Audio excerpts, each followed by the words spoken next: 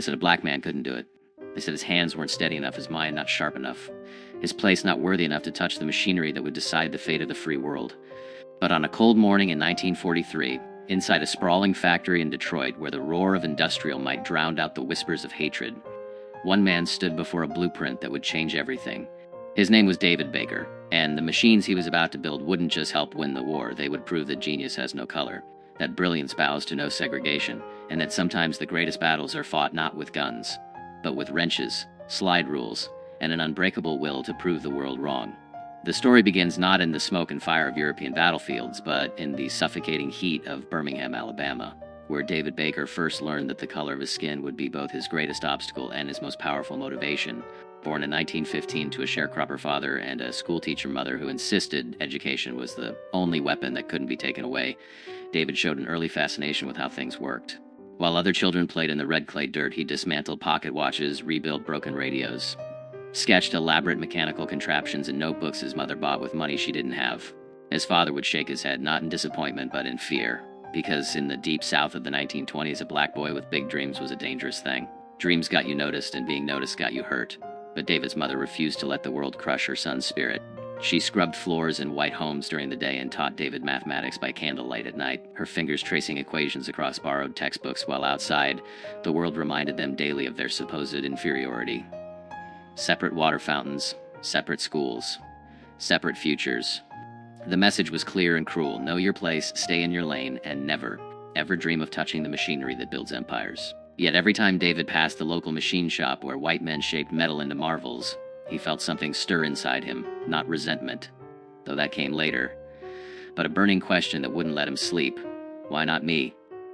The answer came in 1933 when David, against astronomical odds, earned a scholarship to study mechanical engineering at Tuskegee Institute, one of the few places in America where a black student could pursue such an education.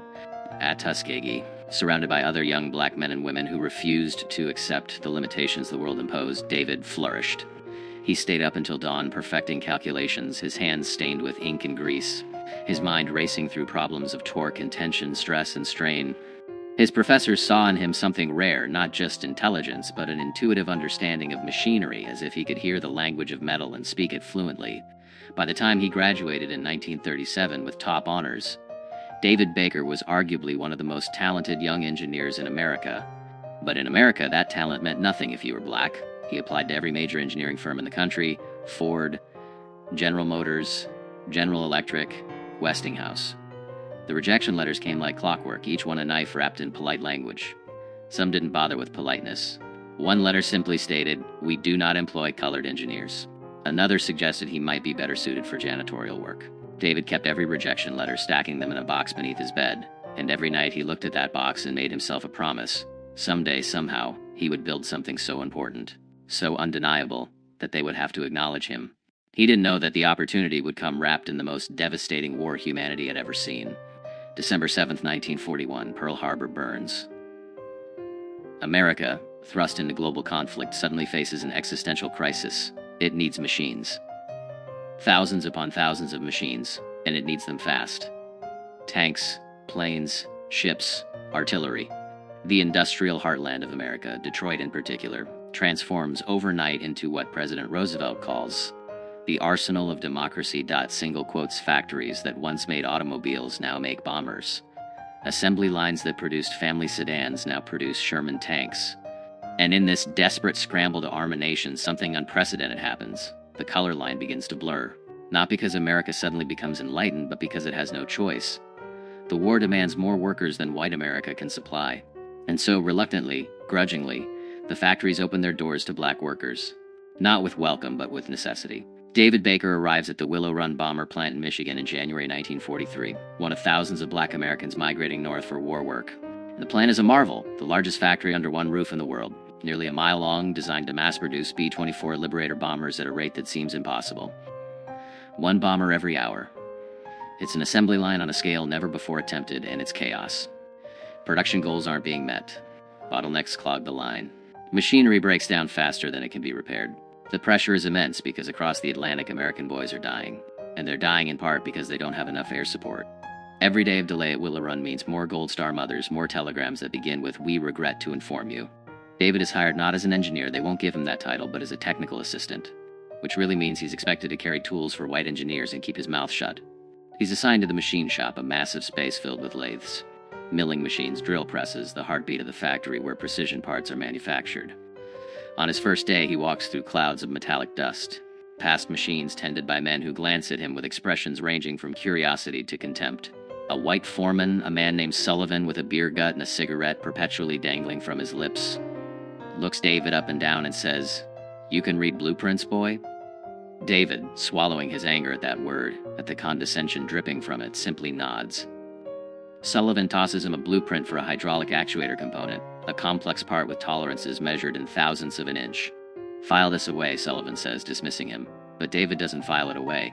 He studies it, and within 10 minutes he spots a design flaw that will cause the component to fail under stress.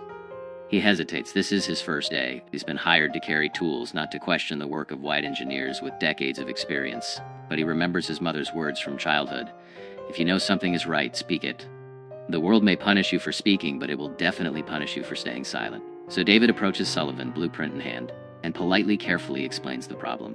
Sullivan's face reddens. The other men in the shop go quiet, watching this moment that could end very badly. "You think you know better than the engineers who designed this?" Sullivan's voice is dangerous. David meets his eyes and says simply, "I think the math doesn't lie. Sir, it's a gamble that could get him fired on the spot. Blacklisted from war work, sent back to a South that has nothing for him." But Sullivan, to his credit, actually looks at the blueprint, follows David's calculations, and after a long, tense silence, nods slowly. "Test it," he says. The component is manufactured both ways, the original design and David's modification. Under stress testing, the original design fails exactly as David predicted, shattering at 2/3 the required pressure. His version holds. That moment, witnessed by a dozen skeptical white workers, changes something. Not everything. David still eats lunch at the colored table in the cafeteria, still uses the segregated bathroom, still endures the casual racism that permeates every interaction. But in that machine shop, he's earned something more valuable than respect. He's earned proof. And in the world of engineering, proof is currency. Word spreads. Within weeks, David finds himself quietly consulted on problems that have stumped the official engineering staff. A bearing assembly that keeps seizing up, a rivet pattern that's causing metal fatigue, a cooling system that's inadequate for the engine specifications. He works on these problems at night after his official shift ends, hunched over borrowed blueprints in the colored section of the dormitory, running calculations by lamplight, sketching solutions on whatever paper he can find. His recommendations are implemented without his name. Attached white engineers present them as their own discoveries because a black man's name on an engineering document is still unthinkable, but David doesn't care about credit. Not yet. He cares about the work, about proving every day that his mind is as sharp as any tool in that shop. Then comes March 1943, and a crisis that will define his legacy. The B-24 Liberator has a critical problem. The landing gear system is failing at an alarming rate. Bombers are crash landing, pilots are dying, and the entire production line might have to stop until the issue is resolved. The landing gear mechanism is incredibly complex. It has to be strong enough to absorb the impact of a 65,000-pound aircraft touching down at high speed, yet light enough not to compromise the bomber's performance, and reliable enough to function after the aircraft has been shot full of holes by German fighters. The current design, developed by some of the best aeronautical engineers in America, is failing in field conditions. Planes are bellying onto runways, gear collapsing on landing, crews barely escaping before their bombers burst into flames. The pressure on Willow Run becomes suffocating. Military brass arrive from Washington, grim-faced men in uniforms heavy with medals demanding answers. Production slows to a crawl as engineers scramble for solutions. Tests are conducted. Modifications are attempted. Nothing works. David watches from his position at the margins. This black man's still officially just a technical assistant, and he sees what the white engineers don't see because they're too close to their own assumptions. The problem isn't the gear mechanism itself, it's the hydraulic system that deploys it. Under combat stress with battle damage and temperature extremes, the hydraulic fluid is degrading, losing pressure at the critical moment of deployment. The mechanism is fine. The delivery system is flawed. He spends 3 sleepless nights running calculations, testing his theory against every variable he can imagine. Temperature ranges from -40 degrees at altitude to 120 degrees on sun-baked Pacific runways. Pressure variations from sea level to 25,000 feet. The effects of vibration, G-forces, battle damage. He redesigns the hydraulic system from scratch, incorporating redundancies, adding a pressure accumulator, changing the routing to protect lines from enemy fire, even suggesting a different hydraulic fluid with better thermal properties. It's audacious. It's a complete reimagining of a system designed by men with pedigrees from MIT and Caltech. And when David finally, nervously, brings his calculations to Sullivan, he fully expects to be laughed out of the shop. Sullivan doesn't laugh. He stares at the pages of calculations, the detailed schematics, the test data David has compiled on his own time with borrowed equipment. Then he does something David never expects. He picks up the phone and calls the chief engineer. Within an hour, David is standing in a conference room he was never supposed to enter, surrounded by white men in suits and uniforms, all of them looking at this black technical assistant with expressions ranging from skepticism to open hostility. One colonel actually asks, "Who did these calculations for you, boy?" The assumption that David couldn't possibly have done this work himself hangs in the air like poison gas. But the chief engineer, a pragmatic man named Henderson who cares more about solving problems than maintaining racial etiquette, cuts through the tension. "Can you defend this work?" he asks David. "Can you explain every decision, every calculation?" David can. For 2 hours, he walks him through his redesign, answering every technical question, defending every choice, demonstrating a mastery of hydraulic systems that makes it impossible to deny his competence. The men in that room don't want to believe him. Everything in their world tells them that a black man shouldn't be capable of this level of engineering sophistication. But the mathematics doesn't care about their prejudices. The stress calculations don't respect segregation. The fluid dynamics work the same regardless of who discovered them. And so, reluctantly, almost resentfully, they agree to test his design. 3 weeks later, a B-24 modified with David Baker's hydraulic system completes its test flight. The landing gear deploys flawlessly. Over the next month, under conditions designed to replicate combat stress, the system works perfectly, not once does it fail. The decision is made. Willow Run will implement the Baker hydraulic system on all B-24 Liberators moving forward. Bombers already in service will be retrofitted with the modification. It's a massive undertaking, but it's necessary because David's design doesn't just work, it saves lives. Over the remaining years of the war, his hydraulic system will prevent countless landing gear failures. Will bring home crews who otherwise would have died in fiery crashes. Will keep bombers operational when they should have been grounded. But here's the bitter truth. David Baker's name appears nowhere in the official record. The design is credited to the Willow Run Engineering Department, a faceless institutional entity. White engineers sign their names to the modification documents. When military officials come to inspect the improvement, they congratulate Henderson and his team, never knowing that the brilliant redesign came from a black man they wouldn't have allowed through the front door a year earlier. David watches this happen, watches his work attributed to others, and feels the familiar burn of injustice. But he also understands something that sustains him. The work itself is what matters. Somewhere over Germany, a B-24 riddled with flak damage will make it home because its landing gear deploys when it should. The crew will kiss the ground, thank God for their survival, never knowing that their lives were saved by a black engineer from Birmingham who the world tried to tell he wasn't good enough. The work doesn't stop with the landing gear. Once David proves himself, once it becomes undeniable that he possesses engineering talent that the factory desperately needs, he becomes unofficially essential. The color line still exists, he still can't eat in the main cafeteria, still can't use certain facilities, still endures the daily humiliations of segregation, but in the machine shop, a strange respect develops. White workers who would never socialize with him outside the factory start coming to him with problems.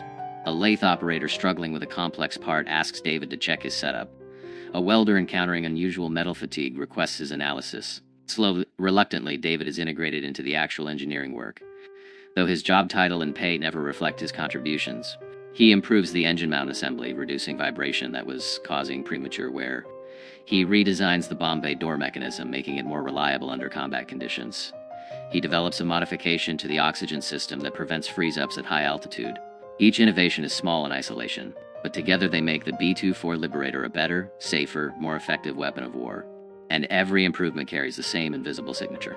The mind of a black man who was supposed to be intellectually inferior, who was told his entire life that he couldn't think at this level, who proved through sheer brilliance that racism is a lie built on fear. The other black workers at Willow Run hear stories about David, whispered in the colored dormitories shared over segregated lunch tables. He becomes a symbol of what's possible. Proof that the limitations imposed on black Americans are social constructions, not natural facts. Young black men in the machine shop watch how David works, how he commands respect through competence, how he navigates the dangerous space between asserting his worth and staying safe in a racist world. It's an exhausting tightrope walk, demanding constant calculation of when to speak and when to stay silent, when to push back against injustice and when to swallow pride for survival. But David walks it with a dignity that inspires everyone who sees him. Then comes D-Day, June 6, 1944, and the massive invasion of Normandy. The B-24 Liberators that David helped perfect fly countless missions over France, providing air support for the troops storming the beaches, bombing German positions, disrupting enemy supply lines. In the days and weeks following the invasion, as Allied forces push deeper into Europe. These bombers become crucial to the war effort. And though history will remember the generals and the infantry, the pilots and the bombardiers, no one will remember the black engineer in Detroit whose hydraulic system kept those planes flying, whose engine modifications gave them a few extra miles of range, whose countless small improvements added up to saved lives and successful missions. By the spring of 1945, as Allied forces close in on Berlin and victory becomes inevitable, David Baker has spent over 2 years at Willow Run.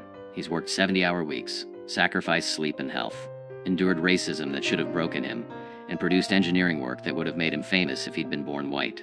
The factory's built over 8,600 B-24 Liberators, each one carrying pieces of David's genius into battle. The war in Europe ends in May. Victory over Japan follows in August. And suddenly the industrial machinery that defined David's life for years begins to slow down. The factory starts laying off workers. The need for bombers evaporates overnight. And the black workers who were so desperately needed during the crisis are the first ones shown the door. David receives his termination notice in September 1945, along with thousands of other black workers who powered the arsenal of democracy but are no longer needed. Now that democracy has been saved, the notice thanks him for his service as a technical assistant and provides 2 weeks severance. There's no mention of his engineering contributions, no acknowledgement of the innovations that saved countless lives, no offer to retain him in the post-war era when factories will go back to making cars. Sullivan, the foreman who initially doubted David but grew to respect him, finds him in the machine shop on his last day. The old man looks uncomfortable, doesn't quite meet David's eyes, and says gruffly, "You're the best engineer I ever worked with, Baker." I'm sorry it has to end this way. It's not enough it doesn't undo the injustice. Doesn't provide David with the career he earned, but it's something. An acknowledgement, however private, that David Baker was never just a technical assistant. He was the man who helped beat Hitler with mathematics and metal, with hydraulics and hope. After the war, David tries to leverage his Willow Run experience into an engineering career. He applies to firms in Detroit, in Chicago, in New York, carefully crafting his resume to highlight his contributions while navigating the impossible task of claiming credit for work that was officially attributed to others. He can't exactly write redesigned hydraulic system for B-24 Liberator when there's no official record of his involvement. The engineering firms look at his resume, see his degree from Tuskegee, note his race, and the rejections come just like they did in 1937. The war changed many things, but it didn't change America's fundamental unwillingness to see black genius as equal to white mediocrity. He eventually finds work as a high school mathematics and physics teacher in Detroit's black neighborhood, educating the next generation, trying to pass on not just knowledge but the belief that they can achieve anything despite a world designed to stop them. It's honorable work, important work, but David knows he's capable of so much more. At night, he sits in his small apartment surrounded by engineering textbooks and drafting tools he rarely uses, and wonders what he could have built if America had let him. How many innovations died because a talented black engineer was confined to a classroom instead of a laboratory? How much potential was wasted because racism valued skin color over capability? Decades pass. The story of Willow Run becomes legend. The tale of American industrial might defeating fascism through sheer productive capacity. Books are written, documentaries are made. Museums preserve B-24 Liberators as symbols of the greatest generation's triumph. The engineers who designed these planes are celebrated, their names recorded in history.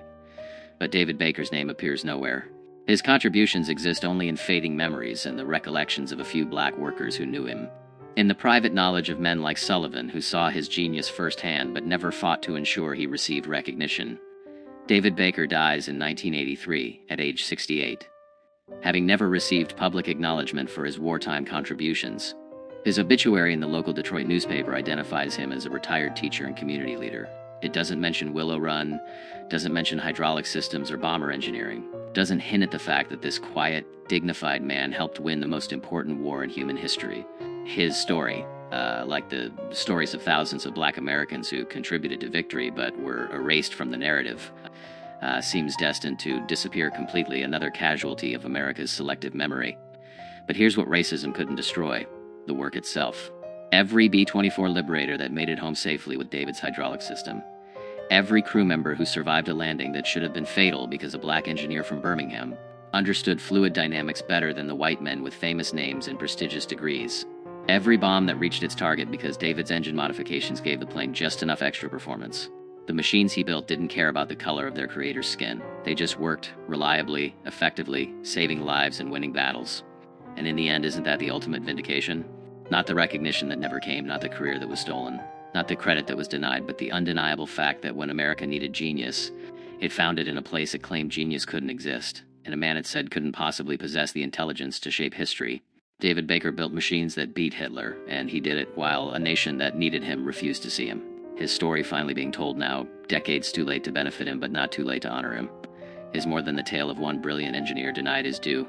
It's the story of how many David Bakers existed, how many black Americans possessed talents that could have changed the world but were never given the chance, how much human potential America squandered in service of maintaining racial hierarchy. For every David Baker we discover, how many remain invisible, their contributions erased, their genius unrecognized. The B-24 Liberator helped win World War II, but it won despite America's racism, not because America overcame it. And the men and women who built those planes, who designed their systems, who solved the engineering problems that kept them flying, many of them were black Americans whose names we'll never know, whose brilliance was stolen by a society that couldn't admit they possessed it. David Baker deserved better. He deserved to sign his name to his designs, to be celebrated as the engineering genius he was, to build a career worthy of his talents, to see his children grow up knowing their father helped save the world. He deserved to live in an America that judged him by his capabilities rather than his color. He didn't get that America, not in his lifetime, but the machines he built remained testament to what was possible when talent met necessity, when one man refused to let racism define his worth, when genius proved stronger than prejudice, if only for the brief moment it took to solve an impossible problem and save countless lives. If this story moved you, please take a second to like this video. It truly helps us keep these untold stories alive. David Baker's name may not appear in the history books you learn from, but his legacy lives in every recovered story of black excellence that refused to be silenced. Share your thoughts in the comments below, especially if you know of other forgotten heroes whose contributions deserve recognition. And don't forget to subscribe to this channel to discover more real stories of black Americans whose courage, brilliance, and determination changed the course of history, even when history tried to forget them. These stories matter. These lives mattered. And the truth, no matter how long delayed, deserves to be told.